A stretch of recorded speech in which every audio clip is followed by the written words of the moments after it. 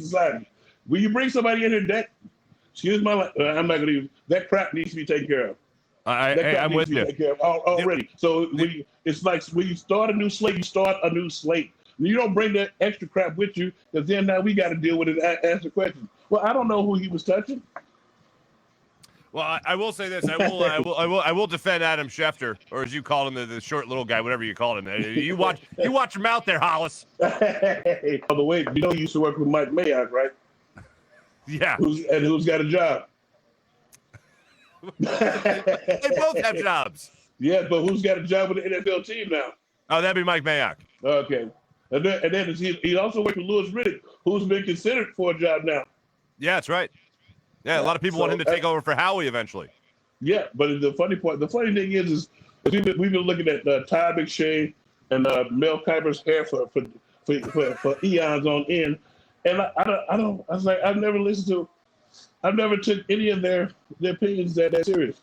It's like that's why I watch a lot of college football myself, and I research people myself because I think too many times people are enamored with the big time athlete in college instead of actually when you interview a person or you see a person play, and then you get a chance to see them in interviews and stuff. You should know if that person wants to play football or if they're just looking to get to the NFL. Like, okay, I've arrived. I don't need to do anything else. Right. Kind of like Big Pudding. You know who Big Pudding is? No, who's Big Pudding? Andre Dillard. Big Pudding. He's soft and tender. I got a bad vibe from Andre Dillard for his rookie year. No. I'm going to tell you. No, his rookie year, I'm going to tell you when I had a bad vibe.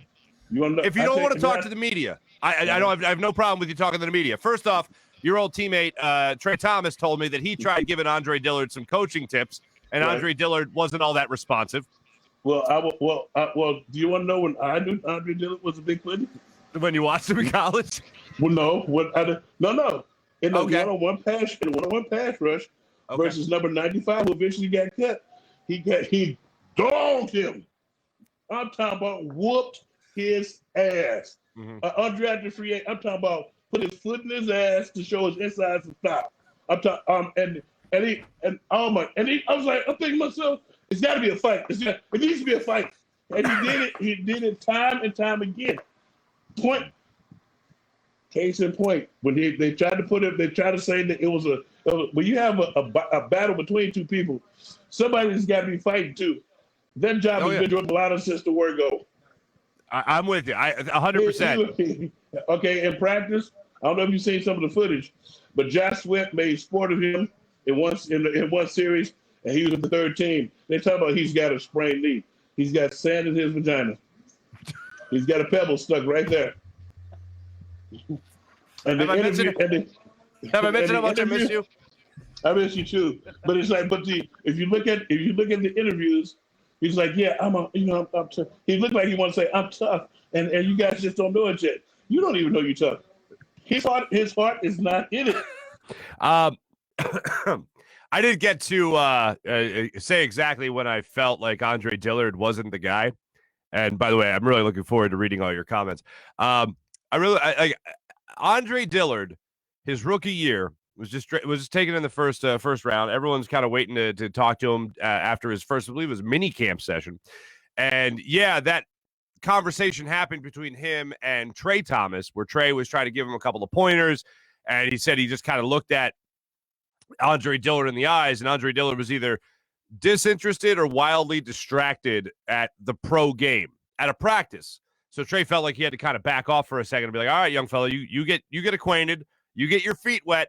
I'll be here with some knowledge if you ever need it. And that was kind of the vibe that Trey got at the time. Then maybe a couple of practices later, I go into the NovaCare complex to talk to some players, and Andre Dillard's one of them. And usually this is how it goes down. You'll go up to a player in the locker room, usually right at his locker, or maybe you catch him coming in where you're asking him if he's got a minute to talk. And a lot of times players will say, most of the time they're like, yeah, what do you got? And you'll talk to him for a minute. Or they'll say, I got to go lift, or I got to go get treatment. I can't talk today. Hit me up tomorrow, whatever it might be. Andre Dillard did something I hadn't seen yet in 13 years of going into a locker room at the professional level. Andre Dillard gave me one excuse, another reporter another excuse, and a group of reporters another excuse. Give us like 3 or 4 different excuses. And I tweeted out each excuse simply because I thought it was funny, not because I wanted to rip the guy. But basically what happened was like, hey, Andre, can I talk to you for a second? He's like, oh, I got to go eat. And then I was at the locker with everybody else. He's like, I got to go lift. Then later on, 3 other reporters tried to talk to him. And I believe he said he had to go to film study. And all of that was within 5 minutes. So he had a very busy next 10 to 20 minutes of whatever the heck he was actually doing, when in reality, I just think he didn't want to talk to the media, which also, by the way, is a perfectly acceptable response. I don't want to talk today. Okay. And I was looking at it, I was like, this guy's head is spinning. And when I talk about guys looking like they at least belong in preseason play or at practice, that was one of the first things that went off in my head. I was like, this guy's a little in over his head, and he's got a lot to wrap his head around. And he's coming out of Washington, if you remember, which isn't exactly the biggest name school in the land. It's not exactly on ESPN every single night. We're not watching to see what Washington State's doing or Washington's doing every single night. That's not what we're doing. So Andre Dillard goes out there and goes through the locker room and just doesn't want any of the attention. And I just thought that was a really odd thing. And then sure enough, we haven't really seen any flashes of Andre Dillard and how dominant or lack thereof he could be at the NFL level. So I'm not shocked at all that Jordan Mailata has been winning this left tackle battle, if you even want to call it that, going away.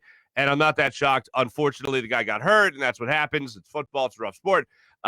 But I don't think he's really going to do anything to lay any claim to any offensive line position on this Eagles team while he's here in Philadelphia. And in fact, if you do see a trade for Deshaun Watson, I wouldn't be shocked in the least bit if Andre Dillard is at least a throw-in that deal.